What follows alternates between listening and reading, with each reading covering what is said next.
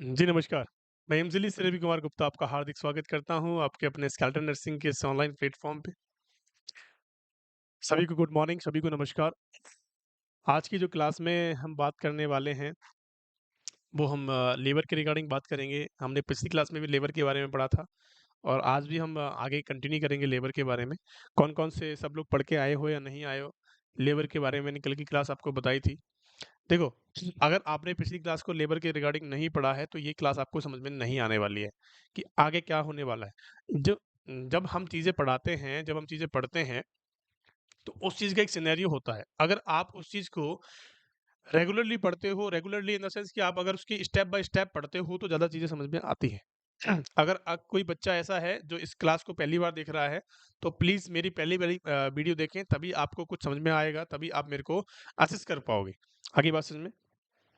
आज का जो मोटिवेशनल थॉट है मैं आपके लिए बताता हूँ। जो लोग वास्तव में कुछ करना चाहते हैं जो लोग वास्तव में कुछ करना चाहते हैं, उन्हें रास्ता मिल ही जाता है। कि जो लोग वास्तव में कुछ करना चाहते हैं, उन्हें रास्ता मिल ही जाता है, लेकिन जो लोग कुछ नहीं करना चाहते हैं, वे बहाना खोज लेते हैं। आई बात समझ में? इसका मतलब समझ रहे हो आप? कि जिन लोगों को वास्तव में पढ़ाई करनी है, जिन लोगों को नौकरी लगना है, जिन लोगों का ड्रीम एम्स है, उनको डेफ़िनेटली लगना है, तो वो लोग अपना रास्ता खुद बना लेते हैं। उनको ये मतलब नहीं है कि मेरे पेट में दर्द हो रहा है, मेरे सर में दर्द हो रहा है, मेरे पास नोट्स नहीं है, मेरे पास पेन नहीं है, मेरे पास पैसे नहीं हैं, मेरे पास कोचिंग संसाधन नहीं है। अरे मैं ये कहता हूँ कि आपके पास सब कुछ है, आपके पास सब कुछ होते हुए भी कुछ नहीं है, ये मानो आप। और जिसको नहीं पढ़ना है वो हमेशा क्या करेगा बहाने खोजेगा कि मेरे पास कोचिंग नहीं थी इसीलिए मैं नहीं कर पाया। मेरे पास कॉपी नहीं थी इसीलिए मैं कुछ नहीं कर पाया। मैं बीमार हो गया था इसलिए मैं कुछ नहीं कर पाया। तो आपको सिर्फ़ ये अपने को धोखा दे रहे हो आप, अपने आप को धोखा दे रहे हो, किसी को धोखा नहीं दे रहे हो। ये सिर्फ़ अपने आप को धोखा दिया जा रहा है। तो आपको सिर्फ़ यही करना है बच्चों क्योंकि आपका जीवन है, आप सक्सेस होगे तो आपके लिए होंगे, आपके माँ-बाप के लिए होंगे। आई बात समझ में? किसी और के लिए नहीं होंगे।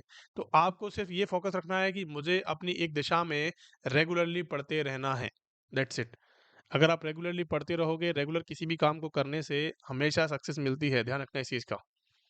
तो do hard work and continuously आगे बात समझ चलिए आज की जो बात करेंगे हम क्लास के अंदर वो लेबर के रिगार्डिंग बात करेंगे हमने लेबर के बारे में कल की क्लास में पढ़ा था कि कितनी स्टेजेस लेबर की होती हैं कौन कौन सी चीजें उसके अंदर देखी जाती हैं कितना सेंटीमीटर डायलेट होना है उन सब के बारे में हमने डिटेल में बात करी थी आज की जो क्लास में हम बात करेंगे वो इवेंट्स ऑफ लेबर के बारे में बात करेंगे किसके बारे में प्यारे बच्चों इवेंट्स ऑफ लेबर के बारे में तो हेडिंग डालेंगे प्यारी सी कि इवेंट्स ऑफ लेबर कि सर लेबर के अंदर कौन-कौन से इवेंट्स आपको देखने को मिलते हैं? सबसे पहली बात, इवेंट्स का मतलब क्या है? देखो, सबसे पहली बात मैं आपसे करूँ कि sir first stage of labour के अंदर कौन-कौन सी चीज़ें देखने को मिलती हैं, कौन-कौन से इवेंट्स होते हैं, उनके बारे में हम बात करेंगे। सबसे पहली बात यहाँ पे हेडिंग डाल देंगे कि फर्स्ट स्टेज ऑफ लेबर कि लेबर की पहली स्टेज के बारे में कौन-कौन से इवेंट्स होते हैं, उनके बारे में मैं आपको बताऊँगा, ठीक है? चलिए, पहला हेडिंग डाली आपने। इसके अंदर लिखेंगे पहली हेडिंग के अंदर फंडल डोमिनेंस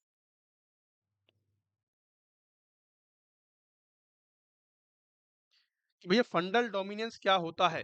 क्वेश्चन आपसे पूछा जा सकता है कि सर फंडल डोमिनेंस क्या होता है? तो फंडल डोमिनेंस का मतलब होता है मेरे प्यारे बच्चों कि कॉन्ट्रैक्शन जो स्टार्ट होते हैं वो कहाँ से होते हैं? हमारे फंडस से होते हैं। देखो, ये हमारा क्या है? ये हमारा यूट्रस है, ठीक है? ये मैंने आपको यूट्रस बताया, ठीक है? अगर मैं आपसे यहाँ पे बात करूँ कि सर ये हमारा यूट्रस है और यूट्रस से क्या निकल रही हैं? ये फैलोपियन ट्यूब्स निकल रही हैं। आगे बात समझ में? कि सर यहाँ पे आपको क्या होता है कि सर कॉन्ट्रैक्शंस यहाँ से स्टार्ट होते हैं। कॉन्ट्रैक्शंस यहाँ से स्टार्ट होते हैं और क्या होते हैं? लेटरली चले जाते हैं और क्या हो जाते हैं? लेटरली चले जाते हैं। आई बात समझ में? तो इसका मतलब होता है फंडल डोमिनेंस। मैं आपको लिखा देता हूँ, समझो। ध्यान से समझना है, लिखना है। सबसे पहली बात, मैं आपको यहाँ पे लिखाऊँगा, सिंपल भाषा के अंदर हम लिखेंगे इस चीज़ को। Contraction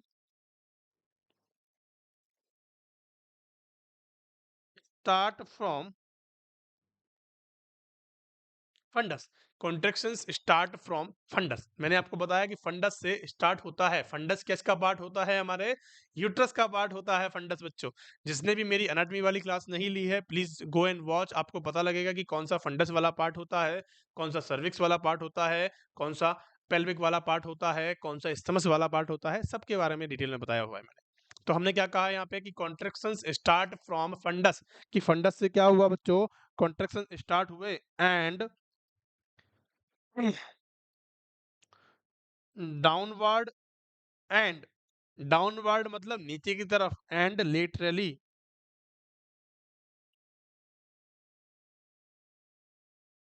and laterally grow. मतलब कि क्या हुआ मैंने आपको यहाँ पे बताया अभी। और फिर कहाँ जाते हैं ये मैं आपको दोबारा बताता हूँ। ये जाते हैं सर ट्यूबल ऑस्टिया।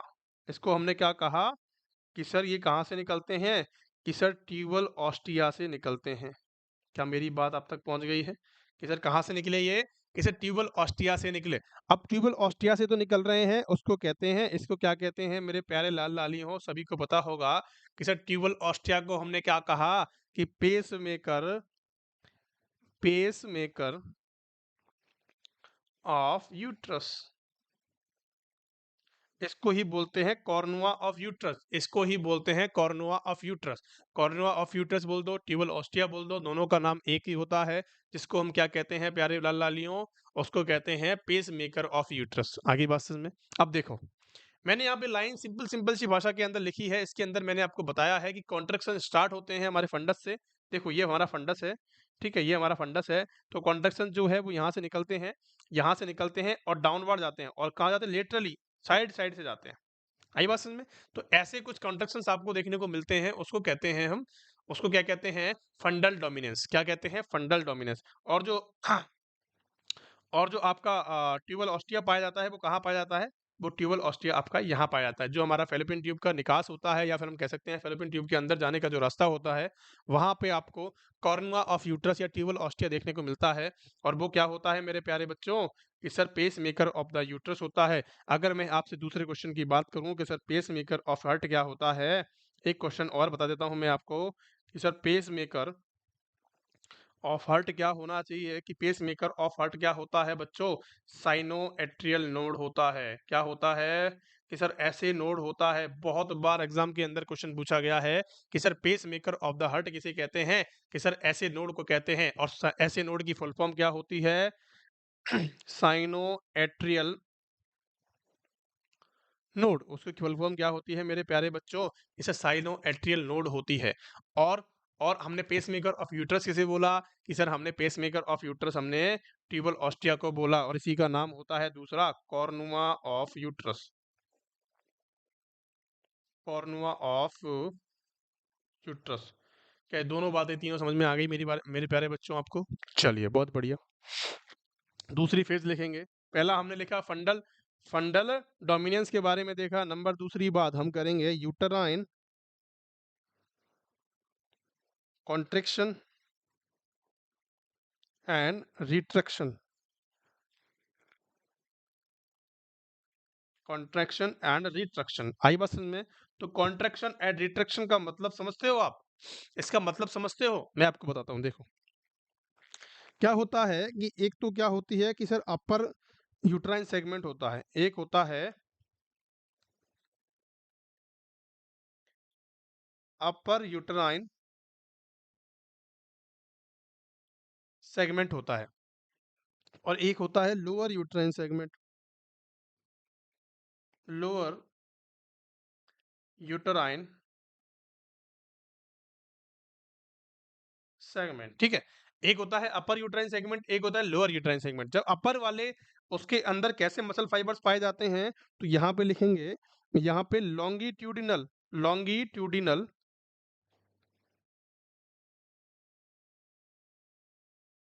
यहाँ पे कैसे पाए जाते हैं? लॉन्गिट्यूडिनल मसल फाइबर्स पाए जाते हैं। आई बात समझ में? और यहाँ पे कैसे देखने को मिलते हैं मेरे प्यारे बच्चों? यहाँ पे देखते हैं सर्कुलर मसल फाइबर। यहाँ पे कैसे देखने को मिलते हैं? सर्कुलर मसल फाइबर्स देखने को मिलते हैं। क्या मेरी बात समझ में आई? मैंने आपको क्या बताया कि सर एक तो होता है अपर यूट्राइन सेगमेंट, एक होता है लोअर यूट्राइन सेगमेंट। एक होता है अपर, एक होता है लोअर। तो अपर के अंदर कैसा देखने को मिलता है आपको?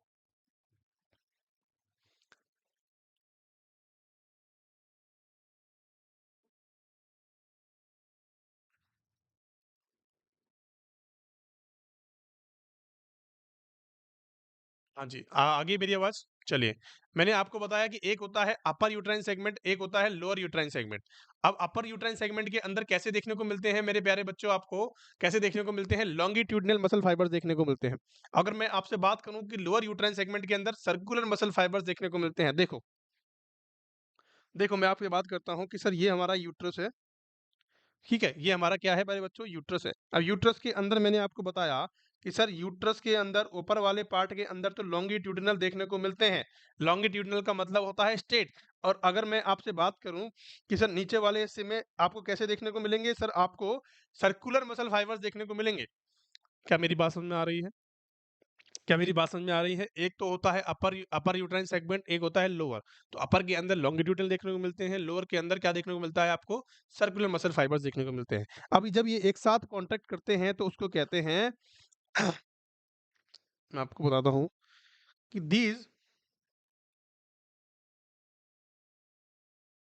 These both muscle fibre these both muscle fibres contract simultaneously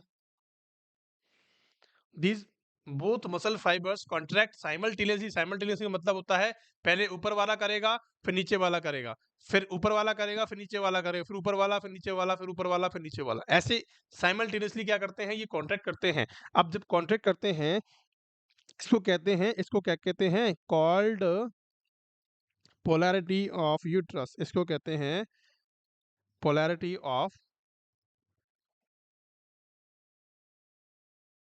uterus. इसको क्या कहते हैं मेरे प्यारे बच्चों?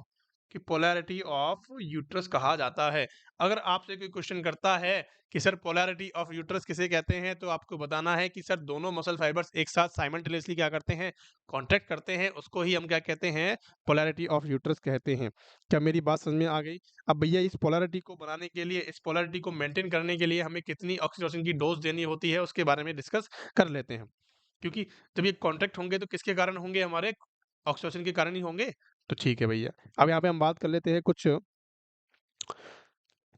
कैसे होते हैं। देखो ये कैसे होते हैं भैया कि बाय ऑक्सीटोसिन। आई बात समझ में कि भैया कैसे होते हैं? ऑक्सीटोसिन जो हमारा होता है उसके द्वारा कैसे होते हैं? पोलैरिटी ऑफ यूट्रस को मेंटेन किया जाता है। और हम कह सकते हैं कि कितना डोज होती है कि सर नॉर्मल डोज कितनी होती है? नॉर्मल डोज ऑफ ऑक्सीटोसिन अगर मैं आपसे बात करूं तो कितनी होती है? 2 international unit in 500 ml NS। क्या मेरी बात समझ में आई? मैंने आपको बताया कि सर 2 इंटरनेशनल यूनिट लेनी है किसके अंदर बेटा? 500 ml NS के अंदर लेनी है। जब 500 ml NS की बोतल में आप लेते हो तो क्या करते हैं? कॉज क्या करेंगे? Cause ideal ideal contractions cause ideal contractions. और आइडियल कितने होते हैं? कितने होते हैं मेरे प्यारे लाल लालियों? क्वेश्चन पूछा गया है एग्जाम के अंदर और मैंने पिछली क्लास के अंदर भी बताया है। तो 3 कॉन्ट्रैक्शंस इन 10 मिनट्स। तो 10 मिनट्स के अंदर 3 कॉन्ट्रैक्शंस का होना आइडियल कॉन्ट्रैक्शंस कहलाता है। और उस आइडियल कॉन्ट्रैक्शन को करवाने के लिए कितने ऑक्सीटोसिन ऑक्सीटोसिन की जरूरत होती है हमें? 2 यूनिट इन 500 ml के अंदर हमें जरूरत होती है। अगर मैं आपसे बात करूं कि सर इसके अंदर क्या देखने को मिलता है? ऊपर वाला जो फाइबर्स होते हैं वो कैसे होते हैं? हमारे लॉन्गिट्यूडिनल होते हैं। और नीचे वाले बहुत ज्यादा इंपॉर्टेंट है। पोलैरिटी ऑफ यूट्रस क्वेश्चन पूछा गया है बच्चों, इसीलिए मैं आपको बार बार बताने की कोशिश कर रहा हूँ। चलिए नंबर तीसरी बात कर लेते हैं।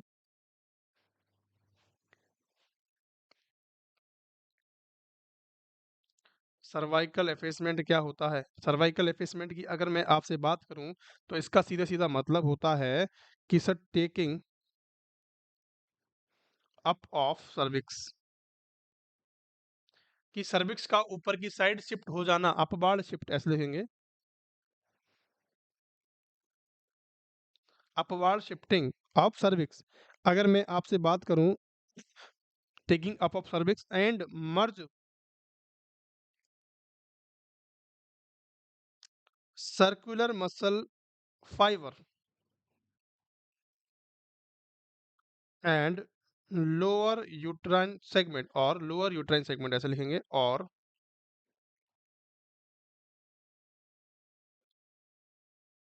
मैंने आपको अभी अभी समझाया है एफेसमेंट का मतलब क्या होता है। जो हमारा सर्विक्स वाला पार्ट होता है, देखो ध्यान से, मैं आपको फिर बताता हूँ उसके जरिए, एक इमेज के जरिए बताता हूँ मैं आपको। ये तो हमारा है यूट्रस वाला पार्ट। मैंने अभी अभी आपको बताया कि ऊपर वाले पार्ट के अंदर लॉन्गिट्यूडनल मसल फाइबर्स होते हैं, और नीचे वाले पार्ट के अंदर क्या होते हैं प्यारे बच्चों, हमारे सर्कुलर मसल फाइबर्स होते हैं।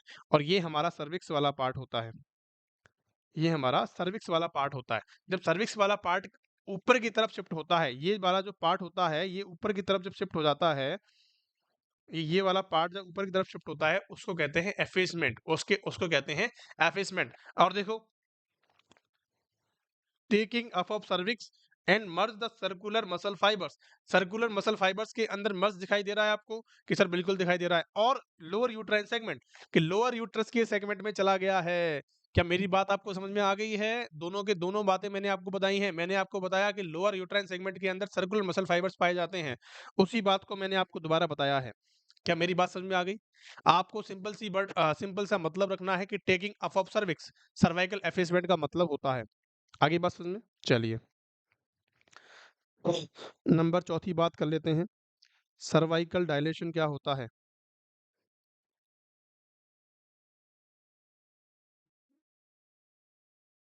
सर्वाइकल डायलेशन क्या होता है, चलिए मैं आपको बताता हूँ। सर्वाइकल डायलेशन का एक फिनोमिना होता है, प्राइमी के अंदर अलग होता है और मल्टी के अंदर अलग अलग होता है। उसके बारे में अलग अलग बातें हम करेंगे। देखो कि सर 10 मिनट्स या फिर हम कहते हैं 10 सेंटीमीटर डायलेशन होना चाहिए, या हम कह सकते हैं 4 इंच डायलेशन होना चाहिए, या फिर 4 फिंगर डायलेशन होना चाहिए। ये हमारा क्या होता है सर, आइडियल डायलेशन होता है। किसके अंदर? किसके अंदर मेरे प्यारे बच्चों? मैंने, अगर आपने मेरी क्लास नहीं ली है, मैं आपसे बार-बार कह रहा हूँ, अगर किसी बच्चे ने मेरी पहली क्लास नहीं ली है लेबर के रिगार्डिंग, तो प्लीज़ उसको जाके देखें, क्योंकि मैंने आपको इस बारे में बताया हुआ है कि 10 सेंटीमीटर कौन-कौन सी फेज़ में देखने को मिलता है। मैंने आपको बताया था कि सर कौन-कौन सी फेज़ होती है हमारी, लेबर की लेटेंट फेज़ होती है। उन सब के बारे में मैंने आपको बता रखा है, वहाँ पे जाके देखें, उसको बहुत अच्छी क्लास है, बहुत ज़्यादा इंपॉर्टेंट है। तो मैंने आपको बताया सर्वाइकल डायलेशन के अंदर 10 सेंटीमीटर, 4 इंचेस और 4 फिंगर, इतना डायलेशन होना है सर्विक्स का। ठीक है? अगर मैं आपसे बात करूँ कि सर रेट क्या होती है, कि सर रेट क्या होती है, कि सर अगर मैं आपसे यहाँ तक बात करूँ कि सर प्राइमी के अंदर अलग होगी और मल्टी के अंदर अलग होगी। अगर मैं आपसे बात करूँ कि सर प्राइमी के अंदर क्या होगी, कि सर प्राइमी के अंदर कितनी होगी, कि देखो प्राइमी के अंदर होती है 0.5 सेंटीमीटर पर आर, और इसके मल्टी के अंदर होती है 1 सेंटीमीटर पर आर, और ये कब तक होता है? 3 सेंटीमीटर, 3 सेंटीमीटर ऑफ डायलेशन। क्या मेरी बात समझ में आ रही है? इसका मतलब क्या है? देखो, मैंने आपको बताया कि सर टोटल सर्वाइकल डायलेशन कितना होता है, कि सर ये तो टोटल होता है, टोटल डायलेशन होता है। अब कैसे-कैसे होता है उसका भी तो कुछ फिनोमेना होना है कि कितने कब तक होता है। अगर आपसे कोई क्वेश्चन पूछता है कि सर प्राइमी के अंदर 3 सेंटीमीटर डायलेट होने के लिए वो कितना समय लेगा? कि सर 6 घंटे का समय ले लेगा। 3 सेंटीमीटर समझ रहे हो? 0.5 को अगर आप 6 से गुना करोगे तो कितना आ जाएगा सर? 3 सेंटीमीटर आ जाएगा। आएगा, नहीं आएगा? और मल्टी के अंदर 3 घंटे ही लगेंगे 3 सेंटीमीटर डायलेट होने के। क्या मेरी बात क्लियर हो गई? क्लियर विज़न है आपको? कि सर 3 सेंटीमीटर डायलेट होने के लिए 0.5 पर सेंटीमीटर पर आवर्स की रफ्तार से होता है, तो सर 6 घंटे लग जाते हैं प्राइमरी के अंदर तो। और मल्टी के अंदर 3 घंटे लगेंगे। ठीक है।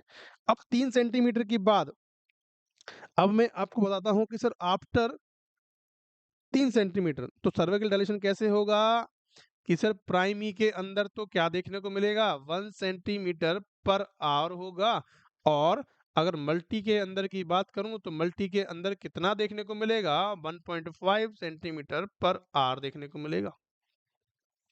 क्या ये दोनों बातें मेरी समझ में आ गई हैं मेरे प्यारे बच्चों? मैंने जो यहाँ पे दोनों बातें करी हैं, आपको क्लियर कट समझ में आई हैं, नहीं आई हैं? आपको बिल्कुल भी घबराना नहीं है, रिलैक्स होके बैठना है। मैंने आपसे यहाँ पे बताया है कि सर सर्वाइकल डायलेशन की बात करी है। टोटल सर्वाइकल डायलेशन जो होता है वो 10 सेंटीमीटर कह सकते हैं, 4 इंच कह सकते हैं, या फिर हम कह सकते हैं 4 फिंगर कह सकते हैं, क्योंकि 1 इंच में कितना होता है 2.5 सेंटीमीटर होता है। 1 इंच बराबर 2.5 सेंटीमीटर होता है। अगर मैं 2.5 को 4 से गुना करता हूँ तो 10 सेंटीमीटर आ जाता है। आई बात समझ में? अगर सर यहाँ से रेट के अंदर भी क्वेश्चन पूछे गए हैं मेन एग्जाम के अंदर, तो उसके अंदर क्या-क्या बताए गए हैं कि सर प्राइमरी के अंदर अगर 3 सेंटीमीटर तक डायलेटर होना है तो 6 घंटे लग जाते हैं, 0.5 सेंटीमीटर पर आवर की रफ्तार से होता है, और हम कह सकते हैं मल्टी के अंदर 1 सेंटीमीटर पर आवर की रफ्तार से होता है। आगे बस इसमें आफ्टर 3 सेंटीमीटर 1 होता है और 1.5 सेंटीमीटर पर आवर की रफ्तार से होता है। चलिए बहुत बढ़िया। नंबर 5 की बात करते हैं। नंबर 5 का होता है formation of bag of water, कि सर फॉर्मेशन कैसे होता है बैग ऑफ वाटर का। तो मैं आपको बताता हूँ, देखो क्या होता है। सिंपल सिंपल सी कहानी है, मैंने आपको बताई थी कि सर हमारी 2 लेयर्स होती हैं, एमनियन होती है एंड कोरियन होती है। बताई थी नहीं बताई थी कि सर एमनियन होती है अंदर वाली और कोरियन होती है बाहर वाली। आई बात समझ में? तो एमनियन होती है, कोरियन होती है, ये क्या होते हैं, लूज हो जाती हैं।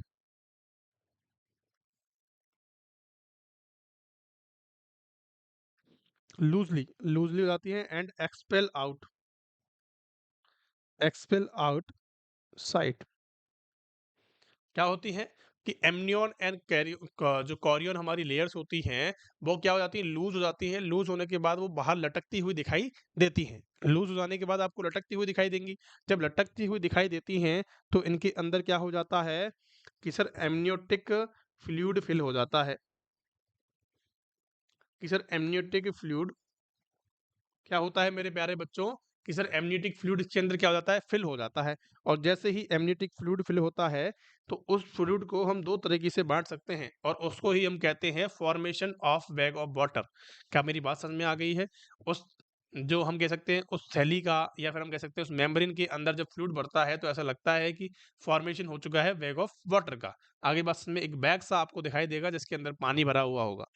और अगर मैं आपसे बात करूँ और डिटेल के अंदर जाके कि सर इसके अंदर कौन-कौन सी और कंडीशंस देखने को मिलती हैं, तो देखें, एक होता है इसके अंदर 4 वाटर, एक होता है 4 वाटर, एक होता है हिंड वाटर। आपने ब्रेस्ट फीडिंग के अंदर भी पढ़ा होगा, हिंड मिल्क और 4 मिल्क पढ़ा होगा, 100% पढ़ा होगा, ठीक है? चलो, पहले हम बात करते हैं 4 वाटर की और हिंड वाटर की। देखो 4 का मतलब होता है आगे की साइड और हिंड का मतलब होता है पीछे की साइड। हिंड का मतलब छिपा हुआ पीछे की साइड। आगे बात समझ में? तो आपको सिर्फ और सिर्फ हेड का ध्यान रखना है। अगर बच्चे के सर के आगे फ्लूइड है तो उसको बोलते हैं 4 वाटर, और उसके बच्चे के बॉडी के पीछे या हेड के पीछे उसको बोलते हैं हिंड वाटर। क्लियर कट बात समझ में आ गई? मैंने आपको सिर्फ 2 बात बतानी है। एक होता है 4 वाटर, एक होता है हैंड वाटर। अगर जो बच्चे के सर के आगे है उसको बोलते हैं हम 4 वाटर, और जो बच्चे के पीछे है उसको बोलते हैं हम हैंड वाटर। तो यहाँ पे लिखेंगे फ्लूइड या water front of the fetal head, कि भैया फ्लूइड या water front of the fetal head, fluid या वाटर प्रेजेंट। ठीक है? लिख दी बात समझ में? यहाँ पे लिख देंगे water present behind the fetal head, कि सर फीटल हेड के पीछे अगर प्रेजेंट है, फीटल के अगर सर के पीछे प्रेजेंट है तो हमने उसको क्या बोला? हमने उसको हिंड वाटर बोल दिया। सिंपल सी बात है, सिंपल सी बातें मैंने आपको बताई है, कंफ्यूजन होने की जरूरत नहीं है। आगे मेरी बात समझ में, मैंने आपको स्टेज ऑफ फर्स्ट लेबर के बारे में आपको बहुत कुछ बता दिया है यहाँ पे, और सारी की सारी चीज़ें जो हैं वो बहुत इंपॉर्टेंट होने वाली हैं। चलिए अब हम बात करते हैं सेकंड स्टेज ऑफ लेबर के अंदर कौन कौन सी कंडीशंस देखने को मिलती हैं। हेडिंग डालेंगे प्यारी सी।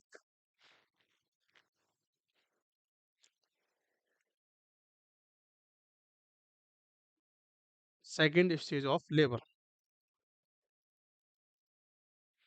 चलिए, इसके अंदर सबसे पहला पॉइंट होता है एंगेजमेंट का। इसके अंदर सबसे पहला पॉइंट होता है एंगेजमेंट। एंगेजमेंट क्या होता है? देखो, आपको बिल्कुल समझना है, सिंपल भाषा में हम बात करेंगे यहाँ पे। आपको बिल्कुल भी कठिन भाषा का उपयोग यहाँ नहीं किया जाएगा। समझ में आएगी बात? देखो, हमारा मोटिव ये है कि आपको समझाना, समझना आपका काम है। आपको कंसंट्रेशन से सुनना है। किसी भी लेक्चर को जब आप सुनते हो तो एकदम दिमाग से सुनो, ताकि वो चीज़ें आपको यहीं याद हो जाए। ठीक है? तो सबसे पहली बात एंगेजमेंट की हम बात करते हैं। एंगेजमेंट के अंदर क्या है कि फीटल हेड, मैंने आपको जो लिखाया है बच्चों, ये बहुत ही इजी लैंग्वेज में लिखाया है ताकि आपको परिभाषा पढ़ते ही समझ में आ जाए। देखो, fetal head of station zero और स्टील स्पाइन। ठीक है, अब सिंपल भाषा में समझना है कि फीटल का हेड अगर जीरो स्टेशन पे आ गया है या स्टील स्पाइन के प्रोसेस पे आ गया है तो उसको बोलते हैं एंगेजमेंट। अब स्टेशन की बात करते हैं तो जीरो होता है, फिर +1 होता है, +2 होता है, +3 होता है, +4 होता है। ये हमारे स्टेशन होते हैं, ध्यान रखना इस चीज का। अगर जीरो पे आ गया है तो इसका मतलब है, जीरो पे आ गया है तो इसका मतलब है प्यारे बच्चों की एंगेजमेंट हो चुका है। आगे बात समझ में। एंगेजमेंट का मतलब होता है कि फीटल पेल्विक रिम के अंदर घुस चुका है। फीटल का हेड जो है वो पेल्विक रिम के अंदर घुस चुका है। नंबर दूसरी बात, डिसेंट। डिसेंट का मतलब समझते हो? डिसेंट का मतलब होता है कंटिन्यूअसली डाउनवर्ड आना। तो ऐसे यहाँ पे लिखेंगे बेबी मूव डाउनवर्ड। बेबी क्या करेगा? मूव डाउनवर्ड करेगा। एक होता है फ्लेक्शन। फ्लेक्शन का मतलब होता है कि बेबी के जो हाथ पैर हैं वो चेस्ट की तरफ मूव हो गए हैं, चेस्ट की तरफ चिपक चुके हैं। आगे बात समझ में? तो यहाँ पे लिखेंगे बेबी फ्लैक्स्ड विद या टूवर्ड्स द चेस्ट। आई बात समझ में? नंबर चौथी बात, तीसरा हमारा हो गया इंटरनल रोटेशन।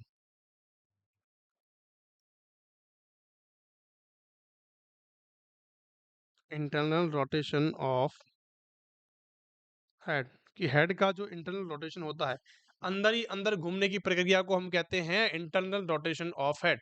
एक होता है एक्सटर्नल रोटेशन, एक होता है इंटरनल रोटेशन। इंटरनल रोटेशन का मतलब होता है कि अंदर ही घूम रहा है, कौन से ऑक्सीपिट ऑफ पोस्टीरियर पे देखने को मिलता है, उसकी बात यहाँ पे कर रहे हैं। तो इसका मतलब लिखेंगे ऑक्सीपुट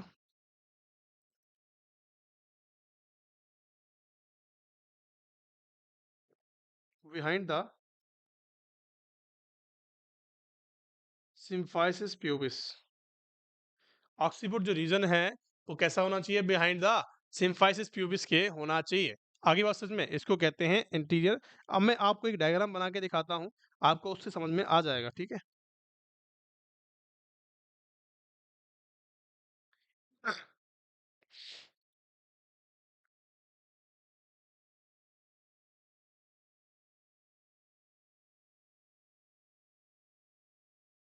देखो, अब आपको मैंने एक डायग्राम बनाया है, इसका मतलब समझना है ध्यान से। ठीक है, सबसे पहली बात तो मैंने यहाँ पे बात करनी है आपसे कि सर ये कौन सा रीजन है? कि सर ये है ऑक्सीपिटो पोस्टीरियर। ये है, मैं आपको इसमें सारी शॉर्ट चीजें लिखूंगा, मैं आपको बता रहा हूँ, आप अपनी कॉपी के अंदर लिख सकते हैं। ठीक है, ये होता है ऑक्सीपिटो पोस्टीरियर और ये होता है ऑक्सीपिटो एंटीरियर। क्या होता है कि सर ऑक्सीपिटो पोस्टीरियर, ये होता है ऑक्सीपिटो एंटीरियर। अगर मैं आपसे बात करूं कि सर ये कौन सा होता है, कि sir right occipito anterior, right side है, ऑक्सीपिटो एंटीरियर की साइड है तो एंटीरियर हो गया। ठीक है, ये कौन सा है? कि सर लेफ्ट ऑक्सीपिटो एंटीरियर। आगे बात समझ में? ये कौन सा है? कि सर लेफ्ट ऑक्सीपिटो पोस्टीरियर। ये कौन सा है? Left occipito posterior. अब यहाँ पे बताया गया है कि सर राइट ऑक्सीपिटो पोस्टीरियर। कि सर ये कौन सा है? कि sir ROP, right occipito posterior. आगे बात समझ में? अब बीच वाला जो है वो ट्रांसवर्स कहलाता है। अगर ऐसा बच्चा है तो हम कह सकते हैं ट्रांसवर्स है। अगर इस पोजीशन में बच्चा है, अगर ये इस पोजीशन में बच्चा है तो हम क्या कहेंगे?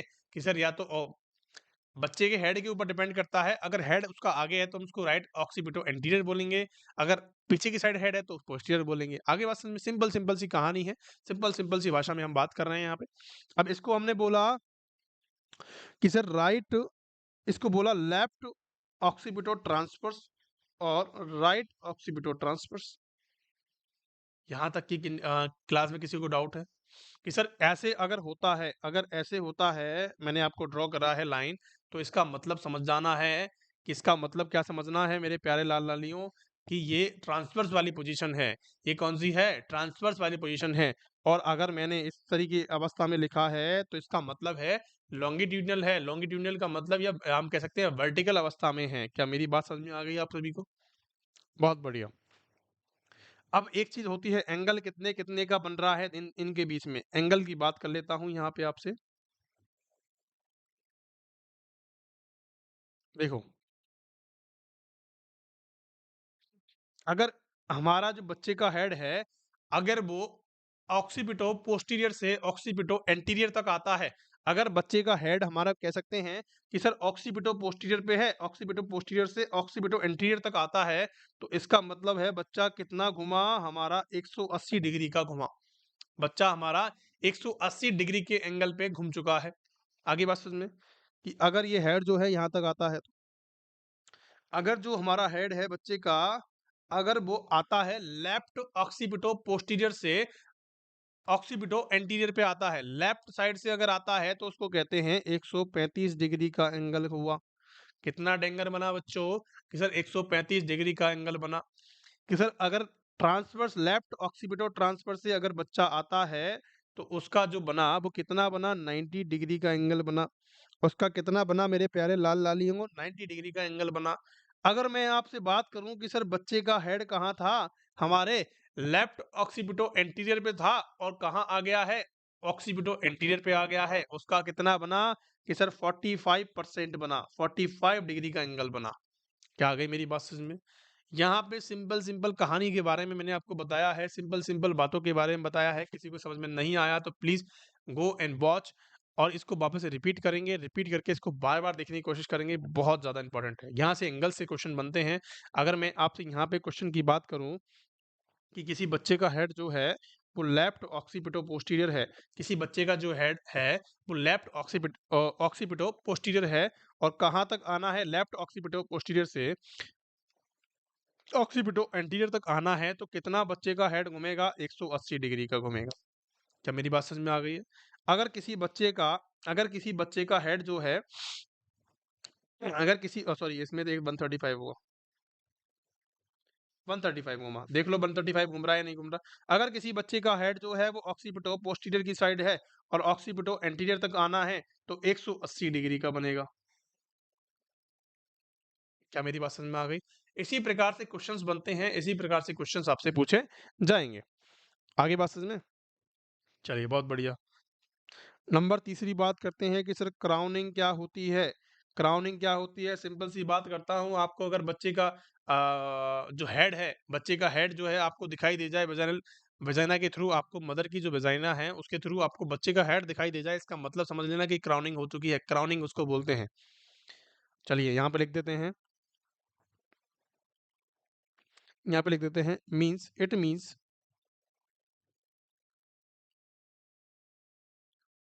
Head of the baby is visible by the maternal vaginal wall.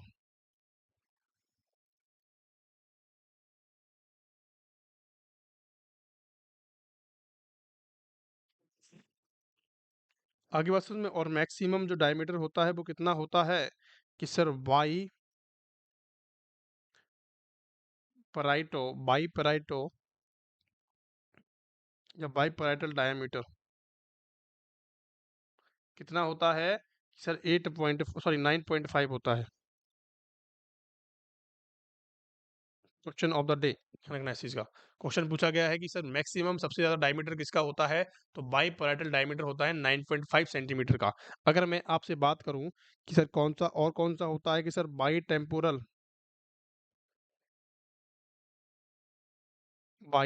Temporal diameter,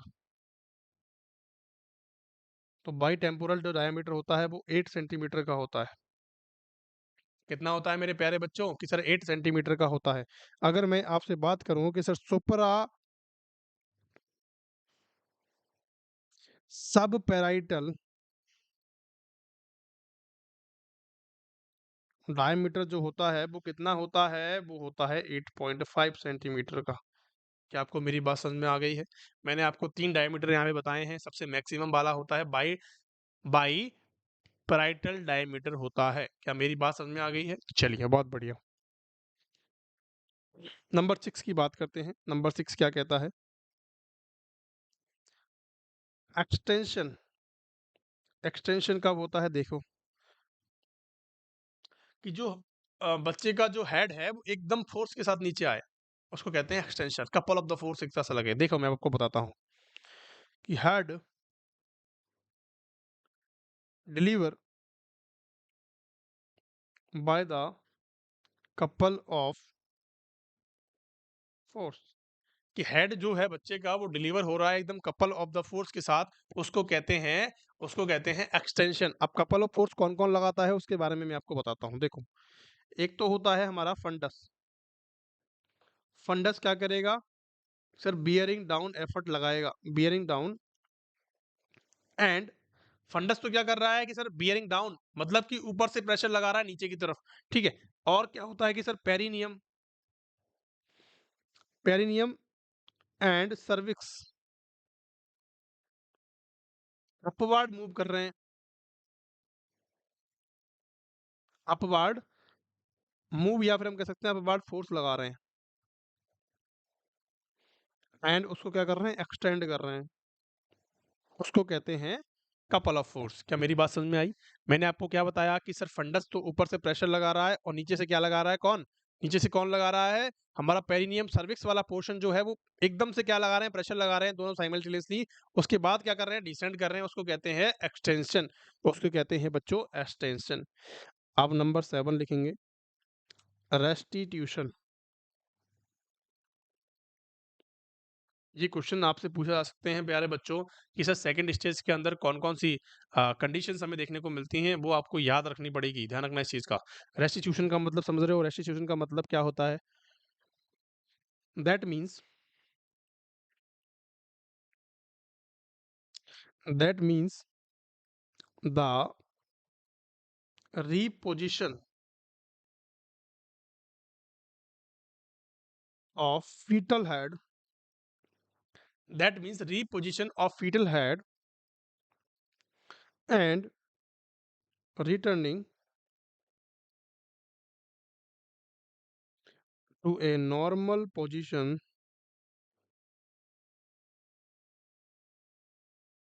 in alignment of the rest of body, in normal position in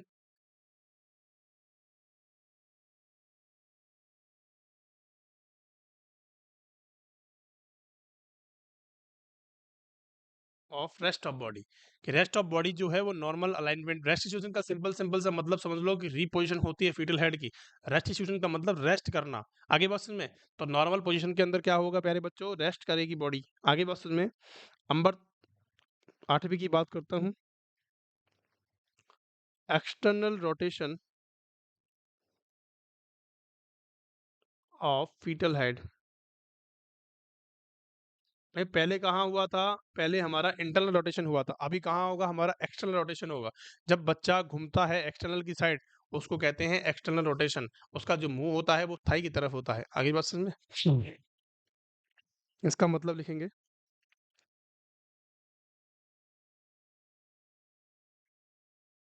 इसका मतलब यहाँ पे लिखेंगे कि शोल्डर मूव 45 डिग्री के एंगल पे शोल्डर मूव करेगा। And shoulder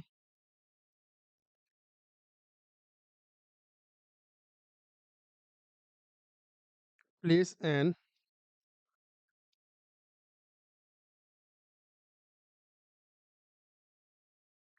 antero posterior. Shoulder कैसा होगा? एंटीरियर पोस्टीरियर डायमीटर पे होगा। आगे बात समझ में? अगर मैं आपसे यहाँ पे बात करूँ कि सर फोर्स ऑफ बेबी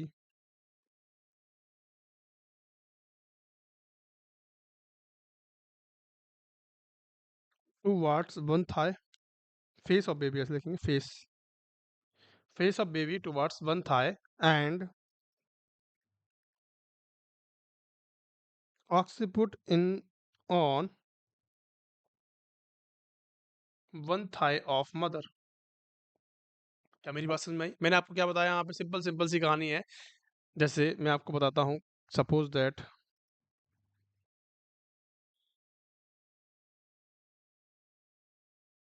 ये हमारा क्या है कि बेबी का, ये मदर की लेग्स हैं, ठीक है। ये क्या है प्यारे बच्चों, ये मदर के लेग्स हैं। अब बेबी क्या है कि यहाँ पे निकल रहा है, अब फीटस है, ये फीटस का हेड है और फीटस के रिमेनिंग हैंड एंड पार्ट है। अब फीटस का जो हेड है, फीटस का जो हेड है वो देखो, फीटस की आईज यहाँ पे प्रेजेंट है, फीटस का जो फेस है वो इस साइड है, एक थाई की साइड है, और जो ऑक्सीपुट वाला पोर्शन है, जो पीछे वाला पोर्शन होता है उसको बोलते हैं ऑक्सीपुट। और ऑक्सीपुट वाला जो पोर्शन है दूसरी थाई की साइड है। सिंपल सिंपल सी बात यहाँ पे करी गई, एक्शन नोटेशन इसी को कहते हैं। चलिए, और एक होता है delivery of the fetus, sorry delivery of the shoulder.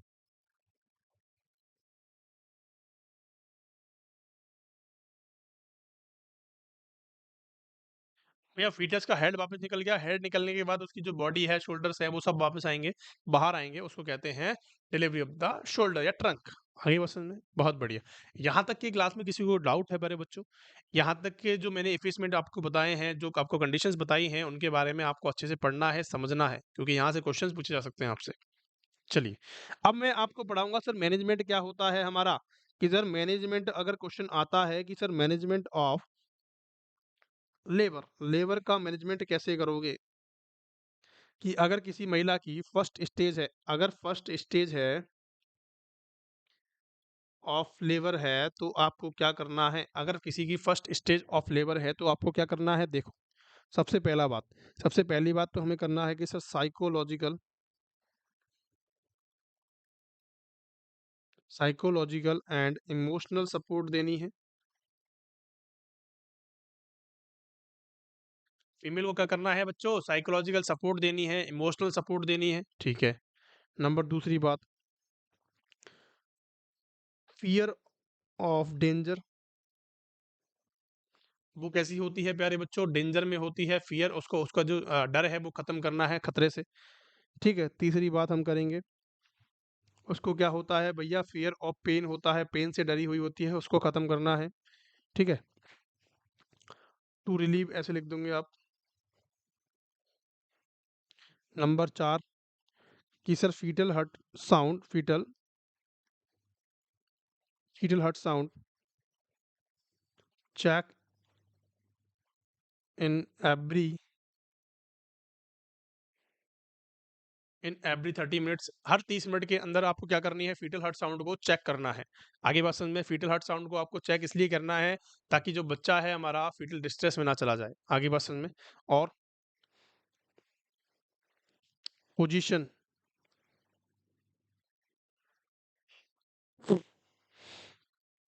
हाँ एक बात ध्यान रखना कि अगर आपसे क्वेश्चन पूछा जाता है कि सर फीटल हार्ट साउंड को एवरी 30 मिनट के अंदर in first stage of labour, first in stage of labour, अगर आपसे कोई सेकंड स्टेज की पूछ ले कि सेकंड स्टेज में कब करनी है, तो आपको 15 मिनट आंसर देना है कि सर 15 मिनट के अंदर सेकंड स्टेज के अंदर करेंगे। और फर्स्ट स्टेज के अंदर हम कैसे करेंगे प्यारे बालालियों, कि सर फर्स्ट स्टेज के अंदर हम कैसे करेंगे, 30 मिनट के अंदर करेंगे। आगे बात समझ में, चलिए अब मैं आपसे यहाँ पे बात करूँ कि सर और कौन कौन से टॉपिक्स हो सकते हैं और कौन कौन सी बातें हमें याद रखनी है, कि सर मैक्सिमम सुपरविजन रखना है, मैक्सिमम सुपरविजन रखना है, सुपरविजन का मतलब समझ रहे हो, देखभाल देखभाल करनी है उसकी, ठीक है। अगर मैं आपसे बात करूं और क्या क्या कर सकते हैं, कि सर ब्लैडर एंड ब्लॉवल केयर देनी है, कि सर अगर किसी की सपोज दैट हम कह सकते हैं स्टूल पास अगर किसी ने कर दिया, किसी फीमेल ने स्टूल पास कर दिया, तो उसको ब्लैडर यूरिन पास कर दिया, तो उस कंडीशन के अंदर हमें ब्लैडर एंड बॉवल केयर देनी है पेशेंट को, ध्यान रखना, ठीक है। और मैं आपसे करूं बात की पोजीशन, पोजीशन हमें देनी होती है, पोजीशन अगर मैं आपसे बताऊं कि इफ मेम्ब्रेन इंटैक्ट, तो क्या करना है, फीमेल को एम्बुलेट करवाना है, चलाना फिरना है, एम्बुलेटिंग का मतलब होता है चलाना फिरना है, मूव करवाना है। अगर पेशेंट की मेम्ब्रेन जो है जो एमनियोटिक मेम्ब्रेन है, इंटरनल ओस है, वो इंटैक्ट है, तो उसको हम क्या करवा सकते हैं, चला फिरा सकते हैं। आगे बात समझ में, if female if membrane rupture, अगर किसी महिला की मेम्ब्रेन रप्चर हो गई है तो उसको हम चला फिरा नहीं सकते। इसको हम क्या करना है कि लेफ्ट लेटरल पोजीशन देनी है, लेफ्ट लेटरल पोजीशन देनी है एंड अलाउ टू स्लीप, उसको सोने के लिए अलाउ कर देना है। क्या मेरी बात समझ में आ गई है? अगर किसी महिला की मेम्ब्रेन जो है इंटैक्ट है, उनको कोई रप्चर नहीं हुई है, तो उसको हम चला फिरा सकते हैं ताकि प्रेशर पड़े और रप्चर होने की कोशिश में आ जाए। ठीक है, नॉर्मल डिलीवरी की जो प्रोसेस है वो ऑटोमेटिक ही क्या हो जाए, प्रोसेस स्टार्ट हो जाए। और हम बात करें कि अगर किसी महिला की अगर रप्चर है और आपने उसको चला दिया तो उसका मतलब क्या होगा पता है? उसका जो एमनियोटिक फ्लूइड है वो बाहर आ जाएगा, उसको फीटल डिस्ट्रेस की कंडीशन में आ जाएगा। आगे बात समझ में? तो यहाँ पे हमें चलाना-फिराना नहीं है, उसको चुपचाप लेटा देना है और उसको कहना है कि आप सो जाओ। अब हम सेकंड स्टेज की बात करते हैं कि अगर सेकंड स्टेज के अंदर आती हैं तो हमें क्या करना है? अगर हमें सेकंड स्टेज का मैनेजमेंट करना होगा तो हम कैसे करेंगे कि सर यहाँ पे सबसे ज़्यादा पेन देखने को मिलता है, तो पेन के लिए हम क्या करते हैं कि सर मॉर्फिन देते हैं। और मॉर्फिन का डोज़ मैंने आपको कल बताया था कि सर 10 एमजी देंगे और आईएम देंगे, 10 एमजी आईएम देंगे। और कब देते हैं कि बच्चों before 8 centimetre cervical dilation, 8 centimetre से हमें पहले-पहले ही क्या देनी होती है उसको, डोज़ देनी होती है मॉर्फिन की। आगे बात समझ में? और मॉर्फिन जब भी देते हैं हमें क्या करना है, रेस्पिरेटरी रेट को मॉनिटर करना है। क्यों देते हैं? क्योंकि जब भी हम मॉर्फिन देते हैं तो हमें रेस्पिरेटरी रेट का मॉनिटर क्यों करना होता है? क्योंकि रेस्पिरेशन को कम करने की कोशिश करती है। अगर मैं आपसे बात करूं कि आफ्टर 8 सेंटीमीटर सर्विक्स अगर डायलेट हो चुका है तो हमें N2O प्लस ऑक्सीजन हमें देनी होती है। N2O कितनी होती है कि सर 60% देखिए, 60% और 50%, या आप कह सकते हैं कि सर 50-50% हम दे सकते हैं। आगे बात समझ में? चलिए बहुत बढ़िया। N2O जो होती है वो लाफिंग गैस होती है, नाइट्रस ऑक्साइड इसको बोला जाता है। अब कितना हो गया भैया कि 100% हो गया। कितना हो गया? 100% हो गया। और जो सेकंड पोजीशन के अंदर, सेकंड स्टेज ऑफ लेबर के अंदर पोजीशन कौन सी देते हैं कि सर लिथोटमी पोजीशन का यूज किया जाता है। कौन सी पोजीशन का यूज करते हैं? लिथोटमी पोजीशन का यूज किया जाता है। और जो फीटल हार्ट साउंड है, फीटल हार्ट जो रेट है, उनको क्या किया जाता है कि सर एग्जामिन किया जाता है।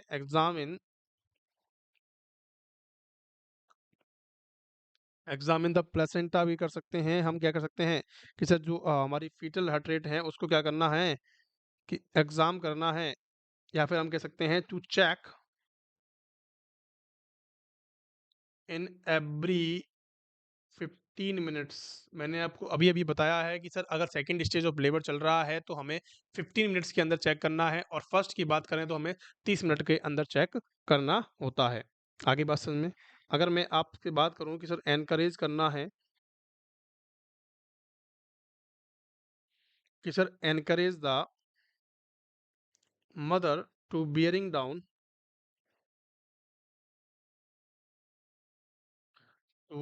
Down efforts each contractions.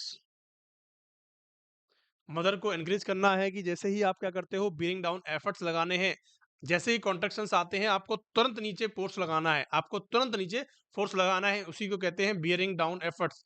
आगे बात समझ में? अगर मैं आपसे थर्ड स्टेज की बात करूं कि सर थर्ड स्टेज के अंदर हमें क्या करना चाहिए कि सर अगर थर्ड स्टेज है, थर्ड स्टेज के अंदर हमें क्या करना है कि बच्चा तो बाहर निकल चुका है। थर्ड स्टेज कौन सी होती है? प्लेसेंटा का बाहर निकालना। तो प्लेसेंटा को जब बाहर निकलता है तो एग्जामिन करना है, एग्जामिन द प्लेसेंटा। क्यों करते हैं प्यारे बच्चों? क्यों करते हैं? ताकि उसका कोई पार्ट जो है वो अंदर रह गया हो तो उसको हम निकाल सकें। अगर आपने उसको बिना एग्जामिन किए, बिना देखे हुए उसको फेंक दिया, तो बहुत सारी कंडीशंस आपको देखने को मिल सकती हैं, पीपीएच की कंडीशन आपको देखने को मिल सकती हैं। इसीलिए कहते हैं कि जब भी आपको निकालना है प्लेसेंटा तो उसको एग्जामिन करना है, कोई लोब्यूल्स तो अंदर नहीं रह गया, कोई पार्ट तो अंदर नहीं रह गया, कोई ब्लड वेसल तो रप्चर नहीं है, कैसा प्लेसेंटा है, हेल्दी था या अनहेल्दी था, बहुत सारी चीजें हमें देखनी होती हैं। अगर मैं आपसे कहूं if any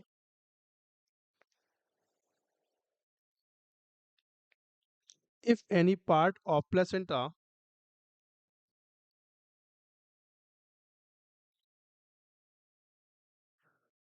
placenta is remain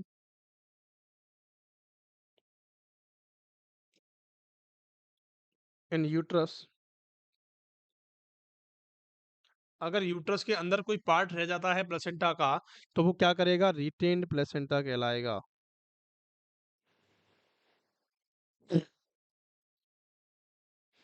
और ये क्या काम करता है भैया? Cause secondary PPH.